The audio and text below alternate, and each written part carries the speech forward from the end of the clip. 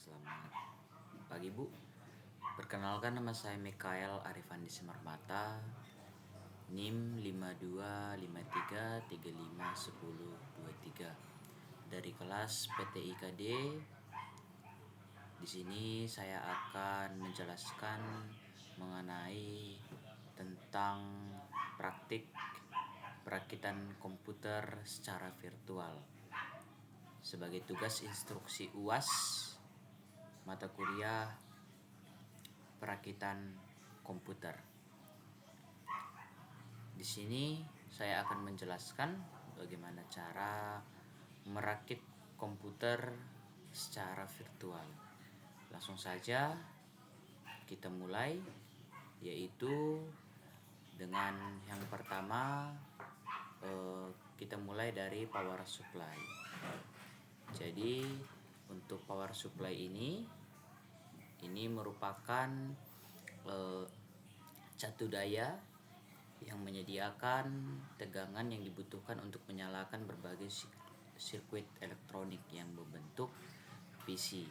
Jadi hubungkan catu daya ke casing. Jadi ini merupakan power supply-nya. Kita masukkan, kita posisikan, kemudian kita masukkan baut scriptnya power supply ataupun bautnya. Kemudian setelah selesai kita tekan OK, kita masuk ke tahap selanjutnya. Tahap selanjutnya ini adalah motherboard.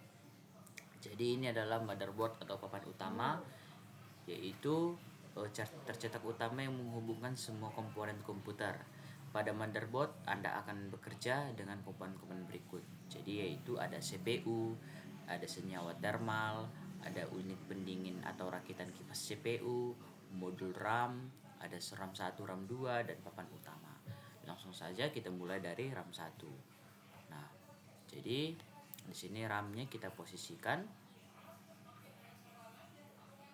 dan kita masukkan dan kita klip, kita kunci, masuk kita ke RAM 2, kita posisikan seperti RAM 1, kemudian kita masukkan, kita klip. Nah, kita masuk ke bagian CPU, kita masukkan, kita posisikan seperti bagaimana tempatnya, dan kita tutup. Setelah kita tutup, kita kunci agar dia kokoh di dalam CPU-nya, tidak bergeser ataupun tidak berganti-ganti tempat. Kemudian kita masuk ke thermal. Ini adalah thermal untuk tempat panas CPU ini nanti akan dikontrol, dan nanti kita masukkan ini heatsink ataupun sebagai kipas untuk mengeluarkan panas CPU. Jadi panas CPU itu dikeluarkan agar CPU tidak error, tidak ngebug ataupun kinerjanya tetap lancar. Dan kemudian kita klip untuk pembuang suhu panas CPU-nya, dan kita install motherboard-nya. Nah, setelah kita install motherboard-nya, kita langsung posisikan di dalam tempat dan kita masukkan scriptnya untuk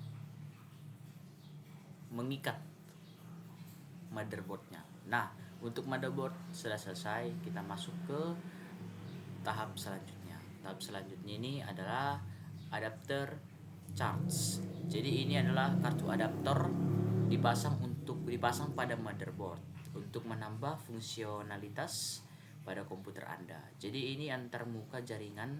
Yang pertama itu ada antar muka jaringan atau NIC. Itu adalah kartu adaptor yang digunakan untuk menghubungkan komputer ke jaringan. Dan nirkabel yaitu kartu adaptor yang digunakan untuk menghubungkan komputer ke komputer lain atau titik. Dan akses nirkabel menggunakan sinyal radio. Dan setelah itu ada video adapter, yaitu kartu adapter yang mengirimkan data ke layar monitor. Nah, kita langsung masukkan NIC, yaitu kartu antarmuka jaringan yang digunakan untuk menghubungkan komputer ke jaringan. Nah, kita masukkan. Nah, kemudian kita masukkan wireless NIC. Nah, ini merupakan kartu adapter yang kita gunakan untuk menghubungkan ke komputer lain. Nah, kemudian kita masukkan video adapter. Video adapter ini adalah untuk mengirimkan data ke layar komputer. Kita masukkan bautnya.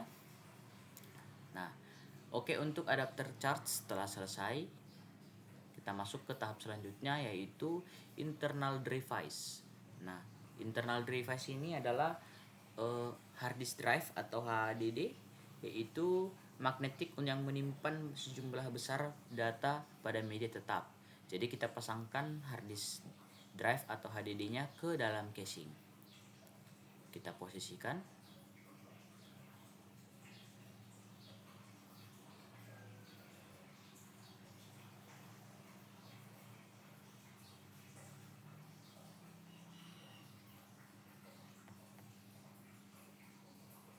Oke.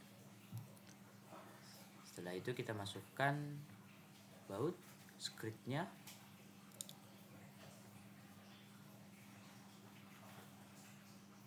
Nah, setelah itu untuk internal drivers selesai. Kita masuk ke tahap selanjutnya, yaitu device in internal bus. Jadi ini merupakan ruang drive di ruang eksternal, yaitu adalah perangkat menyimpan optik yang membaca dan menulis informasi ke CD serta membaca DVD, yaitu drive disket atau FDD adalah drive magnetik yang membaca dan menulis informasi ke disket, yaitu kita pasang drive optik dan VDD-nya. Oke, kita masukkan, kita posisikan, kita masukkan, kemudian kita masukkan bautnya sebagai perekat. Setelah itu kita masukkan floppy drive-nya, kita masukkan pengikatnya sebagai bautnya. Setelah itu kita masuk ke tahap selanjutnya adalah internal kabel. Nah, jadi internal kabel ini merupakan kabel internal yang menghubungkan semua kabel internal ke komponen komputer yang sesuai. Pastikan untuk mencolokkan pin 1 dengan pin 1 saat menghubungkan kabel ke perangkat. Jadi hubungkan ke perangkat itu ada konektor daya ATX 20 pin, ada konektor daya tambahan 4 pin, kekuatan SATA, kekuatan Molex, kekuatan Berg, kekuatan kipas angin, jam, dan lainnya. Nah, kita masukkan dulu untuk patah. Oke.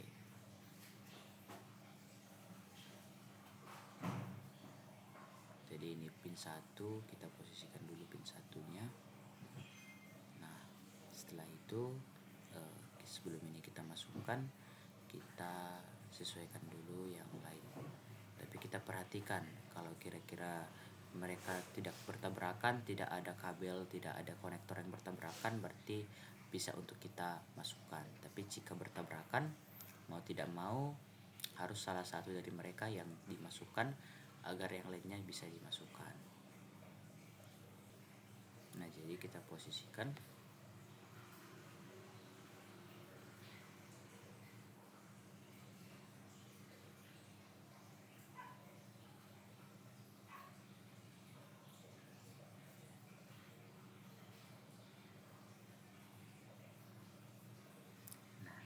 Setelah itu kita masuk ke sini. Ini soketnya untuk menginstal, tapi sebelum itu kita masukkan dulu yang lainnya. Kita masukkan ini dulu, kita klip, kita masukkan ini. Nah, ini biasanya yang kita berakan, mau tidak mau harus dilepas dulu yang floppy kabelnya supaya dia bisa masuk. Nah, ini kita masukkan. Oke, ini kita masukkan. Nah,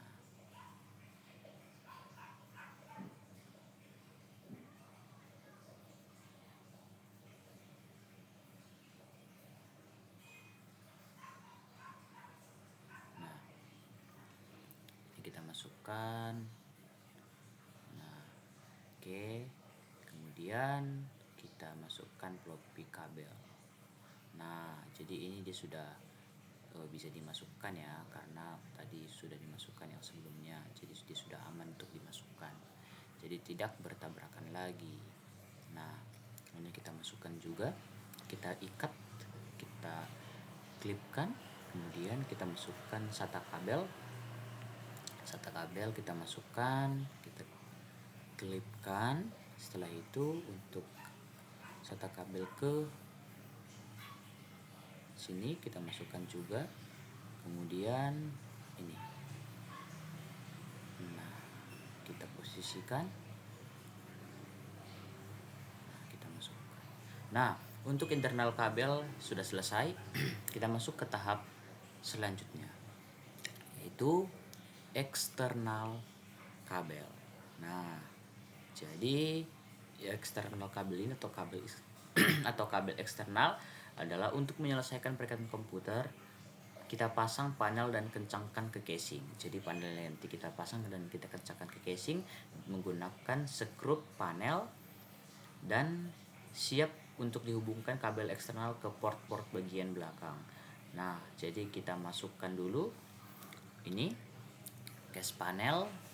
Setelah itu kita masukkan skrupnya. Nah, setelah itulah kita masuk ke menghubungkan kabel eksternal ke port di bagian belakang komputer. Kita masukkan monitor. Nah, kabel untuk penghubungan ke monitor. Kemudian kita masukkan kabel untuk penghubungan ke keyboard.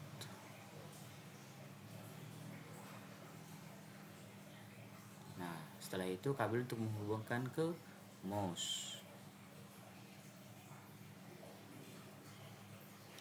Nah, setelah itu kabel untuk menghubungkan ke USB.